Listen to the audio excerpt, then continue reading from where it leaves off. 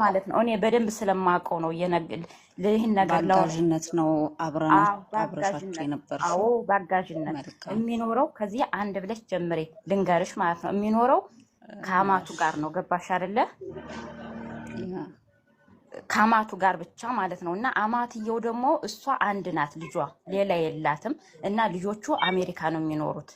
አማትየዋ እውነት ለመናገር እዚህ ላይ መናገር ባይጠበቅብኝም በጣም ክፉ ሰው ናት። በጣም ኢቭን እኔ እንጃ ሰው እንኳን ሲመጣ ማትወድ ሰው ናት። እግዚአብሔር ይመስገን እኔ በደንብ ነው የማውቀው።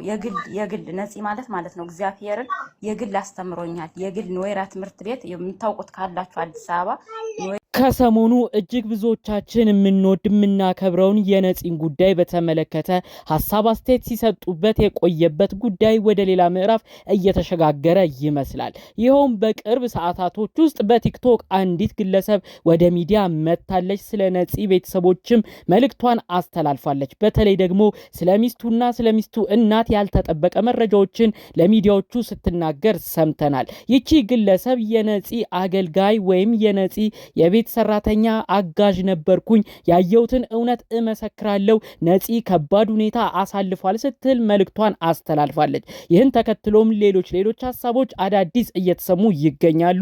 ታዲያ የነፂን ጉዳይ አስመልክቶ ከሰሞኑ እህቱ ወንድሞቹ ተሰብስበው ሚስቱንና የሚስቱን እናት እንዲሁም ጓደኛውን አስናቀ ወይም አስኔን የተናገሩትን ከባድ ንግግር አስመልክቶ ብዙ መልእክቶች በሚሰራጩበት ሰዓት የቤት አጋዥ የነበረችዋም እጅግ ያልተጠበቀ መልእክቷን አስተላልፋለች። በዚህ መልእክት ስርም እንግዲህ አርቲስት ነፃነት ወርቅነህ እህት የሆነችው መሰረት ወርቅነህ እጅግ ያልተጠበቀ ሀሳቧንም በቤት አጋዧ በተናገረችው ንግግር ላይ ተንተርሳ መልእክቷን አስተላልፋለች። ይህ ጉዳይ ወዴት እየሄደ እንዳለም እጅግ አነጋጋሪ መሆኑን ቀጥሏል። አዳዲስ ያልተሰሙትን ጉዳይ በዝርዝር አሁን አስደምጣችኋለሁ።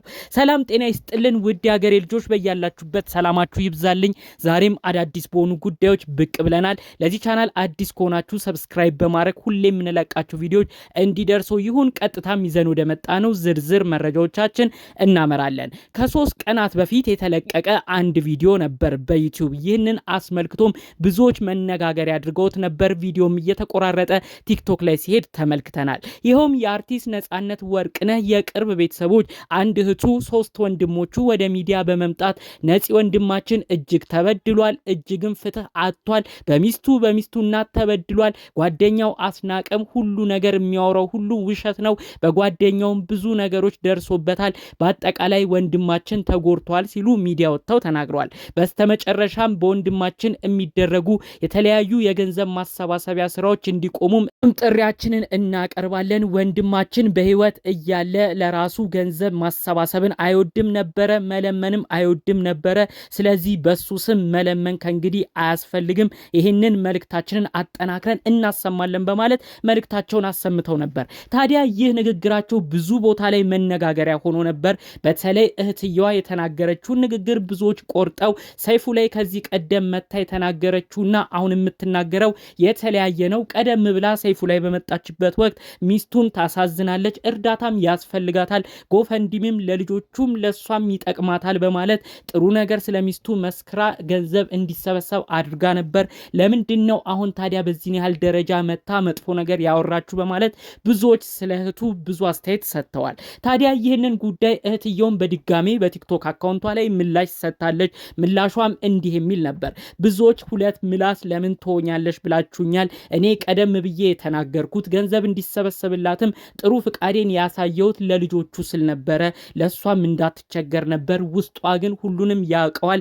ስለሷ እዛ ሚዲያ ላይ ወጥቼ ጥሩ ነገር ልመስክርላት እንጂ ውስጣችን ጥሩ እንዳልሆነ እንዲሁም ደግሞ በነፂ ጉዳይ ብዙ በደሎችን ታደርስ እንደነበር እኔና እሷ እንተዋወቃለን። አሁን ግን ያደረኩት ነገር ሁሉ በወንድሜ ላይ ሌላ ሴራን ያሰርኩ መስሎኛል። የወንድሜን ሐቅም የበላው መስሎኛል። እውነታውን መጋለጥ ስላለበት በሚስቱ እንዲሁም በእናቱ ብዙ በደሎች ይደርሱ እንደነበርም ህዝቡ መስማት ስላለበት ነው አሁን የምናገረው። ቀደም ብዬ ግን የተናገርኩት በአጠቃላዩ ለልጆቹ መረጃ መዋጣቱ ምንም አያስቆጨኝም። ራውት ነገርም አላፍርበትም። ያኔ መስክሬያለሁ። ውስጣችን ግን እርስ በርስ በደንብ እንተዋወቃለን ስትል ነው መልእክቷን ያስተላለፈችው። በድጋሚም ይህንን መልእክቷንም አስመልክቶ ብዙዎች የተለያዩ ሐሳብ ሰጥተዋል። እባካችሁ የነፂ ቤተሰቦች ጉዳዩ እንዲቀዘቅዝ አድርጉት። ነገ ልጆቹ ሲያድጉ ጥሩ ቦታም ሲደርሱ በእናንተ ያዝናሉ። ነገ ለማይጠቅማችሁ ነገር የውስጥ ቤተሰባዊ ገመናችሁን እያወጣችሁ በተለያየ ቦታም ላይ እያሰጣችሁ በልጆቹ ዘንድ ቂም አታትርፉ። የነፂ እህት ወንድሞች ባካችሁ ረጋ በሉ በማለት ብዙዎች በድጋሚ መልእክት አሰምተዋል። በሌላ በኩል ደግሞ የነፂን ቤተሰቦች ያልተረዳናቸው ነገር ሊኖር ይችላል። ጉዳዩን በአንድ ቦታ ብቻ ሆኖ መወገን ያዳግታል። እህት ወንድሞቹ የሚናገሩትም እውነት ሊኖራቸው ይችላል። ምክንያቱም የነፂ ባለቤት ለቀብሩ ያሳየችው አክት ሀዘን የሌለበት እንዲሁም ደግሞ ብዙ የሚያዘነችም የማይመስልበት ነገር ነበረ በማለት ሐሳብ አስተያየት ያነሳሉ። እንግዲህ ጠቅለል ባሉት ከሰሞነኛው በተደረገው ኢንተርቪው አማካኝነት ብዙ ወቀሰና ትችት ለነፂ ቤተሰቦች ቢደርስም የነፂ ቤተሰብ ከሆኑት እህትየው በተደጋጋሚ ቲክቶክ ላይ በመምጣት በተለይ ደግሞ በአጽኖት አንድ መልእክት ህዝቡ ይወቅልኝ፣ እኔ በነፂ በወንድሜ በሚሰበሰብ ገንዘብ ምንም ነገር እምቀናው ምንም የምፈልገውም ነገር የለም። ድሃ ብንሆንም ኩሩነን፣ ድሃ ብንሆንም ጨዋነን። እኛ ገንዘቡ ስለተሰበሰበላት አይደለም እዚህ ሚዲያ የወጣ ነው። ነገር ግን ውስጥ ያለው እውነታ በወንድማችን ላይ ተረማምደን የዋሸን ስለመሰለን ይህንን ተናግረን ሐቁንም አውጥተን ዲና እረፍት ለማግኘት ነው ይህንን መልእክታችንን ያሰማ ነው ስትል ነው በደፈናው የተናገረችው። ታዲያ እንግዲህ የነፂ ቤተሰቦች ይህን መልእክት ካስተላለፉ በኋላ የተለያዩ ግለሰቦች ቲክቶክ ላይ የተለያዩ ሐሳብ አስተያየቶች ሲሰጡ ነበር። ከዛ አልፎ ተርፎ ደግሞ ብዙ ሰዎች ላይቫቸውን እየከፈቱ በገስትም ሰው እያስገቡ ሐሳብ አስተያየት ከሰዎች ይቀበሉ ነበር። የነፂን ቤተሰቦች በተመለከተ ግማሹ የነፂን ቤተሰቦች ይደግፋል፣ ግማሹ ደግሞ በሚስትየው በኩል ሆኖ ሐሳብ አስተያየት ያደርስ ነበር። ታዲያ በዚህ ወቅት አንድ ቤት ላይ በተከፈተ ላይቭ ላይ አንዲት እህታችን በዛ ቲክቶክ ላይቭ ላይ በመግባት ያስተላለፈችው መልእክት እጅግ ያልተጠበቀ ሆኗል። እኔ የነፂ ቤት አገልጋይ ወይም አጋዥ ነበርኩኝ። ለ8 ወራት ያህልም ከሱና ከሚስቱ እናት ጋር አብሬ ኖር ያለው የሚስቱ እናት እጅግ ከባድ ናቸው። ነፂ እጅግ የዋህ ልጅ ነበረ። እኔም ትምህርት እንድማር አድርጎኛል። ከሀገሬ መጥቼ ባይተዋር እንዳይሰማኝም ጥሩ ቦታም እንድደርስም ይመክረኝ ነበር ስትል ሐሳብ መልእክቷን አስተላልፋለች። ታዲያ ይቺ እህታችን ሐሳቧን ስታነሳ መልእክቷንም ስታስተላልፍ ብዙዎች በመጠራጠር እውነት አንቺ የነፂ የቤት አጋዥ ነበርሽ ወይ? እንደዚህ ለምትይን መልእክት መረጃዎችስ ወገንተኝነት ኖሮብሽ ነው ወይ ይህን መልእክት የምታስተላልፊው? በምን ልናረጋግጥ እንችላለን? ሲሉ ሲጠይቋት ነበረ።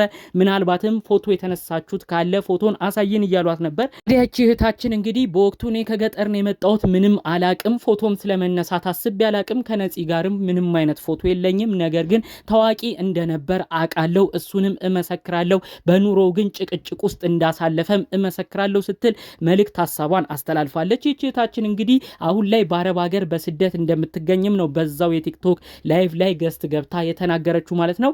ታዲያ ይህ ንግግሯ እኔ ቤት አጋዥ ነኝ፣ ብዙም ተበድሏል፣ ነፂ ጋር እውነት ሐቅ አለ፣ ብዙ ነገሮች ጉዳቶችም ደርሶበታል ብላ ያስተላለፈችው መልእክት በተለያዩ ቦታ ላይ ሪከርድ ተደርጎ ላይቭ በቪዲዮ መልክ ተለቆ ነበረ።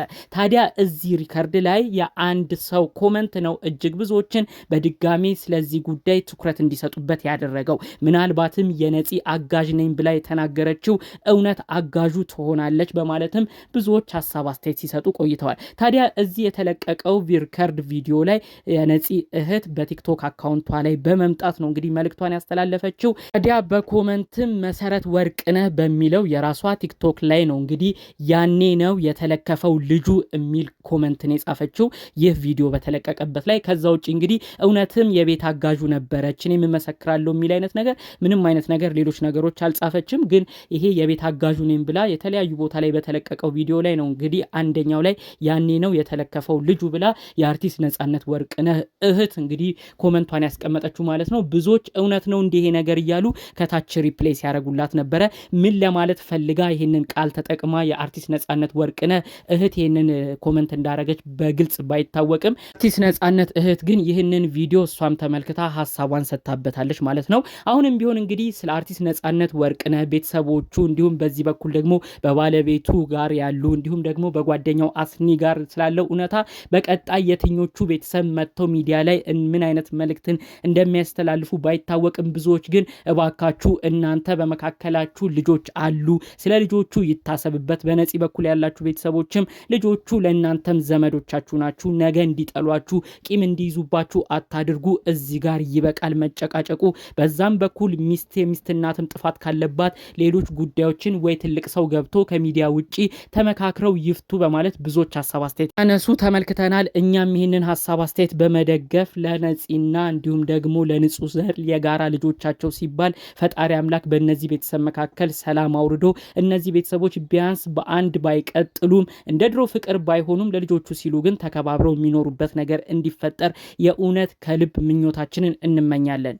ከዛ ባለፈ መልኩ ግን እነዚህ ሰዎች መካከል ትልቅ ሰውም ገብቶ ቢሆን የሚያስማማቸውን ነገር ፈጥሮ በጋራ የምንመለከትበት ነገር ቢኖር ደስ ይለናል። መጪው እንግዲህ 80ውም አለ። ለዛም 80 በጋራ አንድ ላይ ሆነው እንደ ቤተሰባዊ ፍቅራቸውን ማጠናክረው ብንመለከታቸው የእውነት ከልብ እመኝላቸዋለሁ። ፈጣሪ አምላክ ሰላማቸውንም እንዲሰጣቸው የእውነት ከልብ በመመኘት የዛሬን መረጃዎችን እዚህ ላይ ያበቃለሁ። በሌሎች ቪዲዮዎቻችን እስክንገናኝ ሰላሙን ሁሉ ተመኘውላችሁ። ሰላም